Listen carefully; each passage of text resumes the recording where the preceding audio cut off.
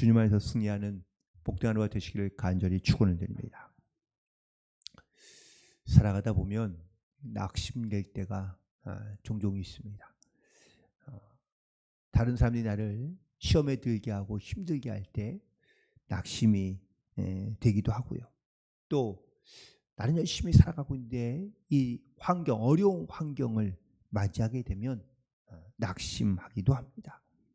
그런데 우리를 낙심하게 만들고 시험에 들게 하는 또 다른 원인이 하나 있는데 그건 의외로 기도입니다. 무슨 말이냐면 나는 열심히 하나님께 기도하고 또 하나님께 내 문제를 맡기고 혹은 내 삶의 여러 가지 많은 어려움들을 주님께 기도드리는데 내 기도가 잘 들어지지 않고 내 기도가 잘 이루어지지 않을 때 우리는 의외로 하나님 앞에 섭섭한 마음을 가질 때가 있기 때문입니다. 안 하던 새벽 기도도 하고 특별 기도도 하고 금식 기도도 하고 열심히 기도했는데 그런데 이 기도가 응답되지 않을 때 사실 우리가 낙심할 수도 있습니다. 혹시 여러분 기도하면서 낙심해 본 경험이 있으십니까? 아니면 내가 정말 주님 앞에 그럼에도 불구하고 포기하지 않고 끝까지 낙심하지 않고 그 주님 앞에 내가 끝까지 기도함으로 또한 그의 곁에 서서 우리가 주님과 동행하는 삶을 살아가고 있는지. 오늘 본문에서 예수님께서도 기도하며 또한 하나님 앞에 간구하지만 그 기도하다가 낙심하지 말아야 할 것을 오늘 비유로 말씀해 주고 계신데요. 그 비유가 바로 과부와 그리고 재판장의 비유입니다. 여기서 예수님께서 분명히 말씀을 시작할 때 이렇게 말씀하시죠. 그래서 항상 기도하고 낙심하지 말아야 할 것을 비유로 말씀하십니다. 근데 여기 등장하고 있는 이 과부, 우리가 잘 알고 있지만 예수님 시대의 과부 또한 이전 시대의 과부는 지금 우리 시대의 과부와는 참 많이 다릅니다.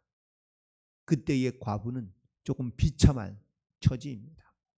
우리가 구약 성경의 룻기도 알고 있지만 이 룻이 역시 과부였고 그의 어머니였던 나오미도 과부였는데 남편을 잃은 과부, 사실 어쩌면 그 공동체 안에서 사회적 지위가 아무것도 없다는 것을 의미하고 있는 겁니다. 과부는 재산이 없습니다. 또한 연줄도 없습니다. 사람들의 멸시와 조롱을 받으며 혹은 그녀에 대하여 비판적으로 말하는 사람들도 많이 있습니다. 하나님의 저주를 받았다. 아니면 악한 영이 들었다. 그래서 심지어는 생계의 위협을 느끼며 살아가기도 했던 때가 바로 예수님 시대의 혹은 또 구약 시대의 모습이라고 말할 수 있습니다. 그래서 구약 성경에서 하나님은 끊임없이 세 부류의 사람에 대하여 관심을 가져라 라고 말씀하고 있는데 그게 바로 과부와 고아 그리고 나그네입니다. 여기서 나그네는 외국인을 말하는 것이고 이방인을 말하는 것이며 두 번째 고아는 부모가 없는 아이인 것이죠. 그리고 과부는 남편이 없는, 남편을 잃은 것도 서러운데 여러분들 자식이 없거나 아들이 없거나 한다면 이 과부는 더더욱 힘든 상황인 것을 의미하고 있는 겁니다. 이처럼 이 과부가 아무것도 의지할 것 없는 이 과부, 혹은 세상에서 손가락질을 받으며 낙심 속에 살아갈 수밖에 없는 이 과부를 또 괴롭히는 한 사람이 등장하고 있다는 겁니다. 3절에 있는 말씀에 보니까 자주 그에게 가서 내 원수에 대한 나의 원한, 여전히 끊임없이 이 원수, 자기의 원한, 이 고통에 놓여 있는 이 과부가 재판장을 찾아가서 자기의 원한을 풀어달라고 부탁하고 있습니다. 그런데 이 재판장은 어떤 재판장일까요? 2절에 있는 말씀에 보니까 하나님을 두려워하지 않고 사람을 무시하는 재판장입니다. 하나님을 두려워하지 않으니 그는 스스로 자기가 교만하여 자기가 가장 높은 자리에 있다 생각하고, 그리고 또한 없는 사람, 그리고 또한 약한 사람, 혹은 세상 가운데 소외받고 있는 이런 사람들을 무시하는 재판장이었다고 말하고 있습니다. 그런데 이 과부가 계속 이 재판장을 찾아가서 자기의 사정을 호소하자 결국 재판장이 생각하기를 이 과부가 나를 번거롭게 하니 내가 이 문제를 풀어주지 않으면 계속해서 나를 괴롭히겠구나라는 생각이 들어서 이 과부의 문제를 풀어주게 되었다라고 말씀하고 있습니다. 우리는 이 말씀을 주로 어떻게 해석할까요? 혹은 또 어떻게 이야기할까요? 그래서 이 과부의 끈질김처럼 우리가 하나님 앞에 기도하고 간구하면 하나님께서 그 문제를 풀어주신다라고 이렇게 해석하거나 말씀하고 있는 경우가 많습니다. 그러나 오늘은 이 말씀 속에서 매우 주의해야 될 부분이 있습니다. 만약 물론 하나님께서 우리가 조르고 떼쓰고 하나님 앞에 열심히 기도하면 물론 하나님께서 그 기도에 응답해 주실 수 있습니다. 그런데 신앙이 조금 부족하거나 아니면 이제 막 예수를 믿기 시작한 사람들에게는요, 의외로 이렇게 떼쓰는 기도, 하나님 앞에 정말 조르는 기도, 그런 기도에 하나님께서 응답하시는 경우도 분명히 있습니다. 그때는 신앙이 너무 약하고 믿음이 약하기 때문에 하나님께서 그런 기도에도 응답해 주십니다. 그리고 그런 기회를 통하여 예수를 알게 되고 하나님을 믿게 되고 하나님의 역사하심을 깨닫게 하기 위해서입니다. 그런데 예수를 믿고 또한 예수님을 알고 신앙도 있는데도 불구하고 매번 그렇게 때를 써서 조르고 그리고 그렇게 하나님 앞에 간구하며 기도하면 그때마다 하나님께서 응답해 주신다면 과연 그 영혼이 성숙하거나 건강할 수 있을까요? 예를 들어 여러분들 아이들이 부모님과 함께 뭐 어디 백화점이든 아니면 놀이터든 쇼핑하러 갔습니다. 그러면은 가서 보면 가끔 바닥에 막 누워가지고 떼쓰는 소리 지르는 아이들 보세요, 안 보세요? 있잖아요. 그럼 부모가 어떻게 하죠? 달래고 그것도 달래서 그래서 결국은 그 아이가 원하는 선물을 사줍니다. 그러면 이 아이는 어떤 생각을 할까요? 아, 떼쓰니까 소리 지르니까 바닥에 누우니까 이렇게 내가 원하는 것을 얻을 수 있구나 라는 학습을 하게 됩니다. 그래서 자기가 원하는 것을 갖고 싶을 때는 또 어떻게 해요? 바닥에 눕고 떼를 쓰고 소리를 지릅니다. 그러면 부모들이 그 아이를 또 진정시키기 위해서 또 사주는 거죠. 그렇다면 이렇듯 이 아이가 이렇게 떼를 쓰고 조름으로 소리를 지름으로 말미암아 학습된 자기가 원하는 것을 얻게 된 것을 가지게 되면 원하는 것을 가지게 되면 이 아이는 정말 건강하고 혹은 또 바르게 성장할 수 있을까요? 오히려 반대입니다. 오히려 전혀 건강하며 성숙하게 자랄 수 없다라는 이야기입니다. 시편 106편 15절에 이렇게 말씀하고 있습니다. 그러므로 여호와께서는 그들이 요구한 것을 그들에게 주셨을지라도 그들의 영혼은 쇠약하게 하셨도다. 이 시편 106편의 배경은 모세가 이스라엘 백성들을 이끌고 출애굽했을 때입니다. 이스라엘 백성들이 광야로 나왔는데 먹을 것, 마실 것이 없습니다. 그래서 하나님 앞에 떼를 쓰며 요구합니다. 자기들이 필요한 것을 요구하고 자기들이 원하는 것을 요구하고 그래서 하나님께서 그들 가운데 어떻게 하셨습니까? 네, 쓴물을 단물로 바꿔주시기도 하시고 먹을 것이 없으니 만나와 메추라기를 내려주시기도 하시고 또 구름 기둥과 불 기둥으로 보호해 주시기도 하십니다. 전쟁에서 승리하기도 합니다. 그런데 이렇게 때를 쓰며 원망할 때마다 문제가 해결되고 혹은 그들이 그렇게 하나님 앞에 원하는 것을 얻게 되자 과연 이스라엘 백성들이 하나님을 두려워하며 모세를 두려워하고 그리고 하나님의 말씀에 순종함으로 나아갔습니까? 정반대입니다.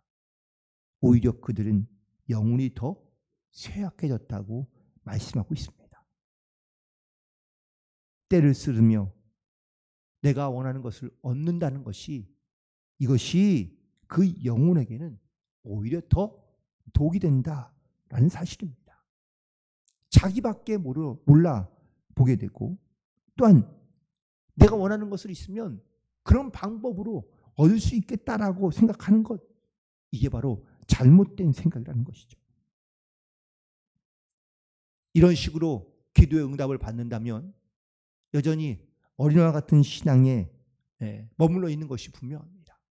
또 이런 경우는 금방 낙심하게 되는 경우가 많습니다.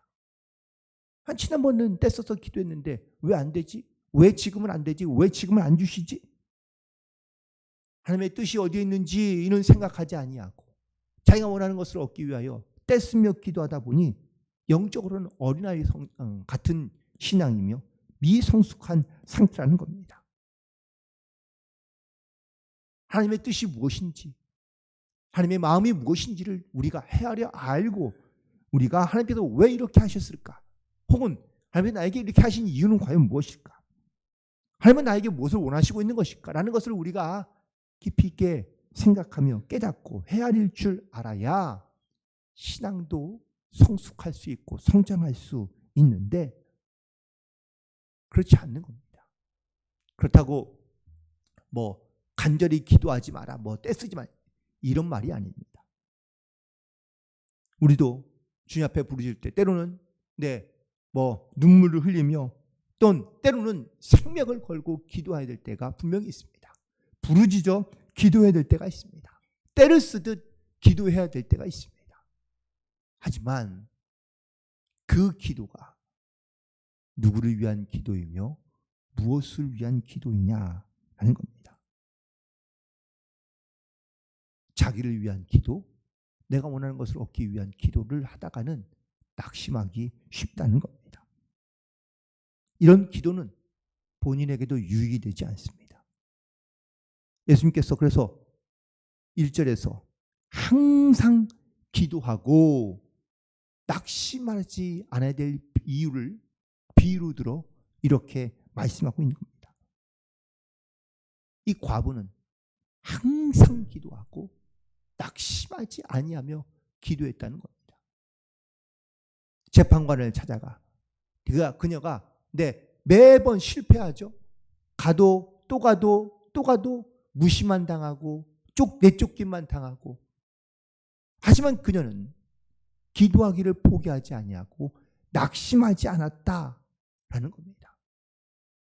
그리고 이 문제의 해결을 자기의 애씀과 노력에 있는 것이 아니라 오직 재판장에게 있다는 것을 깨닫기 때문에 재판장의 마음을 돌이키기 위하여 재판장의 마음을 얻기 위하여 이 과부가 낙심하지 아니하고 이렇게 그 원한을 풀어주기까지 재판장에게 간구하며 떼썼던 것처럼 그런 마음을 가지고 우리가 주님 앞에 기도하면 하나님의 마음을 알고 또한 하나님 앞에 내 문제를 맡겨 나아갈 때 하나님께서 우리의 기도를 들어주시고 응답해 주시는 줄로 믿습니다. 그렇다면 우리가 이렇게 기도한다는 것, 항상 기도한다는 것, 낙심하지 않고 기도한다는 것은 과연 무엇일까? 우리는 기도를 하나님과의 대화라고 이렇게 이야기합니다. 이 대화라는 말 속에 숨겨져 있는 진리는 바로 관계입니다. 여러분 주로 어떤 사람과 대화하십니까? 내가 좋아하는 사람과 대화도 하지만 때로는 내가 싫어하는 사람과도 대화를 해야 합니다. 내가 좋아하는 대화도 하지만 내가 원치 않는 대화도 해야 합니다. 하지만 그 대화 속에서 가장 중요한 것이 있다면 그건 바로 그 사람과의 관계입니다. 관계가 좋으면 대화하는 것이 어렵지 않고 불편하지 않고 즐겁고 행복합니다. 그런데 관계가 좋지 않은 사람과 대화한다는 것이 쉽습니까? 그 자리에 있는 것도 불편하고 어색한 것이죠. 우리가 하나님 앞에 어떤 관계로 우리가 주님 앞에 기도하고 있느냐라는 것이 중요합니다. 내가 하나님을 마치 내가 원하는 것, 내가 바라는 것을 얻기 위해서 떼쓰면 그냥 주겠지라고 생각하며 하나님 앞에 나아온다면 하나님은요 마치 이 불의한 재판장처럼 우리가 그냥 내가 원하는 것, 내가 바라는 것을 그냥 떼쓰고 요구하면 언젠간 들어주겠지 라는 그러한 영적인 관계로 우리가 하나님 앞에 기도한다면 우리의 신앙과 믿음 또 우리의 기도는 정말 부끄러운 기도 혹은 응답되지 않는 기도, 거절당할 수밖에 없는 기도로 낙심할 수밖에 없는 경우가 분명히 생길 겁니다. 기도해봤자 소용없지 라는 마음으로 기도한다면 과연 그 기도에 응답이 될까? 그러므로 먼저 첫 번째, 하나님과 나와의 관계에 있어서 내가 정말 아버지와 자녀의 관계로 내가 그렇게 신앙생활을 하고 있으며 또한 그렇게 기도함으로 나아가고 있는지를 반드시 돌이켜보시기 바랍니다. 나를 사랑하는 하나님, 그래서 나를 사랑하시기 때문에 나에게 필요한 것을 공급해 주시는 하나님, 그 사랑의 관계 속에서 내가 주님 앞에 기도하고 있는지를 반드시 돌이켜보시기를 먼저 부탁을 드리고, 두 번째는 바로 내가 내 삶의 진정한 주인이 누구인지를 반드시 점검해 보시기 바랍니다. 내가 원하고 내가 바라고 내가 좋아하는 것을 얻기 위하여 내가 주님 앞에 물론 기도할 수 있지만 그것이 전부가 아니라 가장 중요한 것은 내가 하나님의 뜻을 구하고 있으며 하나님의 뜻이 이루어지기를 내가 바라며 살고 있는지를 우리가 반드시 돌이켜봐야 될 줄로 믿습니다. 물론 때때로는 내가 원하는 것과 하나님이 원하는 것을 일치할 수도 있습니다. 하지만 우리 기도의 대부분은 하나님의 뜻과 일치하지 않는 경우가 많기 때문입니다. 따라서 하나님이 정말 내 삶의 주인이 되시는지, 내가 주님이 원하는 것을 구하고 있으며 내가 주님이 원하는 것을 내가 간구하고 있는지, 그래서 내가 항상 기도할 때마다 낙심하지 않고 기도하고 있는지, 오늘 이 질문에 우리가 다시 한번 돌아보며 그리고 하나님의 뜻을 구함으로 그 뜻을 이루어갈 수 있는 모든 성도들이 되기를 간절히 소망합니다. 계시록에 보면 천국에 올라가면 우리의 눈물을 닦아주신다라는 말씀이 있는데, 이 말은 우리의 눈물을 다 보시고 아시고 계신다라는 뜻이기도 합니다.